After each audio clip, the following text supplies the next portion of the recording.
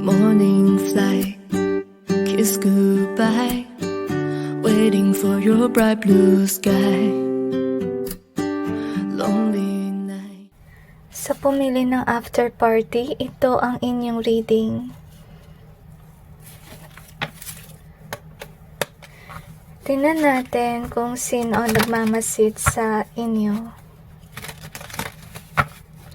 I'm sensing na kung sino man ito, na-feel ko na kapatid mo ito. Pero na-feel ko na kaaway mo siya. At I kinda feel na nagpapanggap siyang mabuti sa inyo, but yet in reality, this isn't a good person.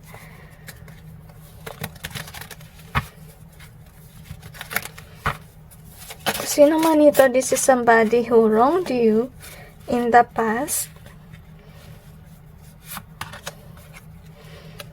Okay.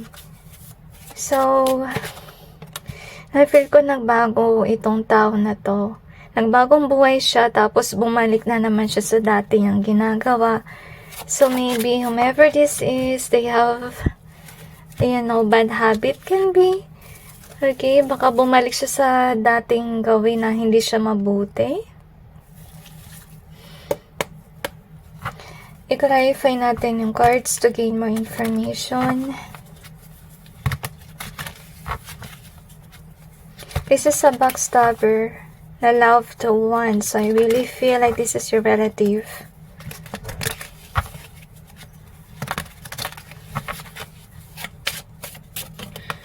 Okay.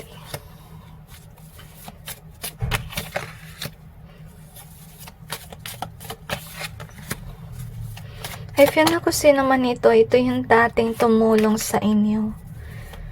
Pero meron din mga bagay na nangyari noong past na hindi rin maganda. Pero meron din naman siyang contribution sa inyong buhay. Nalulungkot ako dito guys, kasi I really feel na nagbago siya. Hindi magandang pagbabago actually. Negative, siguro nagtry siya magbago into somebody na good. Pero bumalik na naman siya, naging masama na naman siya. Yun yung nafe-feel ko dito. So anyway, this is sad, okay? Mag-ingat kayo. Pinagmamasdan ka niya para ikaw ay i-betray. Ingat guys, okay? And I feel like with the home, ito kasi feeling ko, pinagmamasdan ka niya sa bahay. Yan nafe-feel ko. Tapos, parang hinahanapan ka niya ng butas para gawan ka ng masama. So, mag-ingat kayo. So, we have the balance and nightmares. So, this is somebody na parang takot siya na maging okay yung buhay mo, maging balanse. Ito yung tao na ayaw kanya na maging maayos yung inyong buhay. I wonder what's wrong. So, yun nga, nabanggit ko sa inyo kanina, na nagpapanggap siguro siyang mabuti sa inyo, but yet deep within, ito yung may galit sa inyo, gusto kanyang awayin, okay, gusto niyang may gawin sa'yo na masama. Siguro yung ba sa inyo gusto niyang agawin yung jowa mo, kung meron ka man jowa, okay, or gusto niyang agawin ko naman ng meron ka, kung hindi man about sa jowa yun. Okay, and masyado kang malulungkot kung malaman mo yung katotohanan. Kasi first of all, whomever this is, tinulungan ka niya on some point sa inyong buhay. Nalungkot ako dito kasi bigla siya nagbago. Parang gusto kanyang pabagsakin, pero before maganda yung start before maganda na tinutulungan ka niya, but yet, dumating yung point na gusto ka na lang niyang pabagsakin. Nalungkot ako dyan, guys. Kasi siguro mainggit siya. Maybe you are the favorite sa inyong pamilya, or maybe this person sees someone who is loved. Sakali man may karelasyon ka, nainggit siya kasi mahal ka ng jowa mo. Gusto niya agawin yung jowa mo kung ganun yung nangyari. Or maybe this has to do with your parents. Okay? Baka na-observe niya na mahal ka ng magulang mo. Maybe ganun, may favoritism. I feel na matindi yung inggit niya at naiiyak ako habang hold ko yung cards na to. Naiiyak siya sa inggit, sa galit din. I'm not sure kung may nagawa kang mali, but yet I feel like it's more on inggit yung kanyang nafe-feel. So, you have the strategy and hope. So, as I told you before, hinahanapan ka niya ng butas. Nag-hope siya, napabagsakin ka. And so, mag-ingat talaga kayo guys. Wag na lang kayo mag-post kasi maybe ma-posting mo ay, maging laban lang sa'yo ng taong ito. So, ingat kayo sa mga sinasabi ninyo din. Lalo na sa social media, sa inyong pamilya. Might as well be introvert na lang. I-keep mo na lang to yourself. Okay? At kung may diary kayo, lagyan mo na lang ng padlock para walang makabasa. Kasi, kapamilya nyo to eh. Baka makuha yung diary mo at basahin. So, yun yung nafe-feel ko. So, you have the after party. So, I feel like with the after party being here, so as I told you before, na mabuti siguro siyang tao, papunta sana siya sa mabuti, naging masama siya. Parang, nai-miss mo yung time na party pa, yung okay pa kayo, na mabuti pa siya. Feeling ko talaga nakakaiyak. Nakakaiyak yung energy, kasi, siguro ito yung tao na hindi mo akalain magiging masama. Okay? Nalungkot ako dito kasi may pinagsamahan kayo. At, tinulungan ka niya before and now this person become an evil person. So, if ever you got aware about this, take some time to heal kasi na-feel ko na mabigat sa damdamin yung energy. So, kaya siya nagmamasid kasi gusto kanyang, sirain. So, you have the last. So, ito yung tao na nawala sa tamang landas. Toxic in reverse. So, this is more on the past energy. Kung sino man siya dati, hindi na siya ganun. Hindi na siya mabuting tao. Karmic is in reverse. Yun nga, hindi mo akalain na magiging bad siya na tao.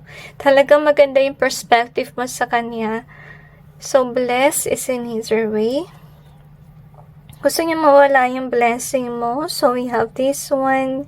Mawala rin yung inheritance. We have the fail in reverse.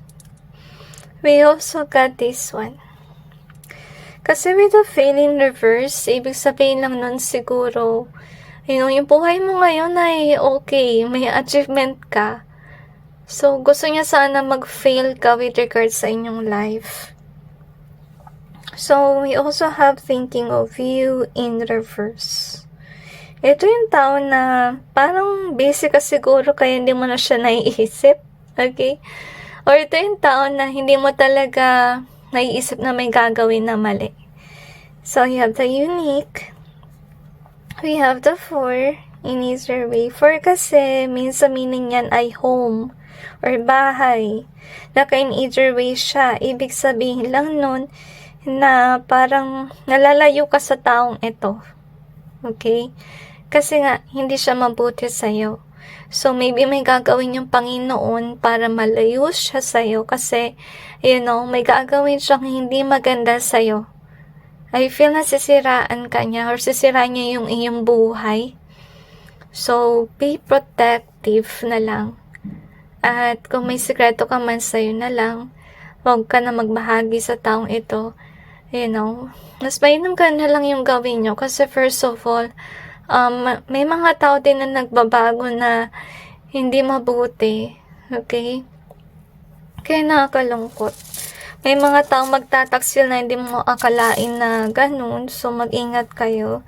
So, maybe this is a lesson learned for you na wag basta-basta na rin magtiwala. Okay? So, anyway, let's see what else do we have here.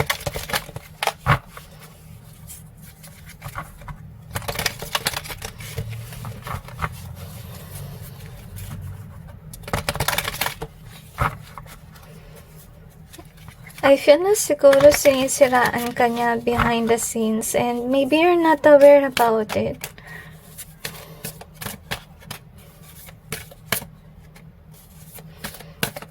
Malalayo nga kayo sa isa't isa.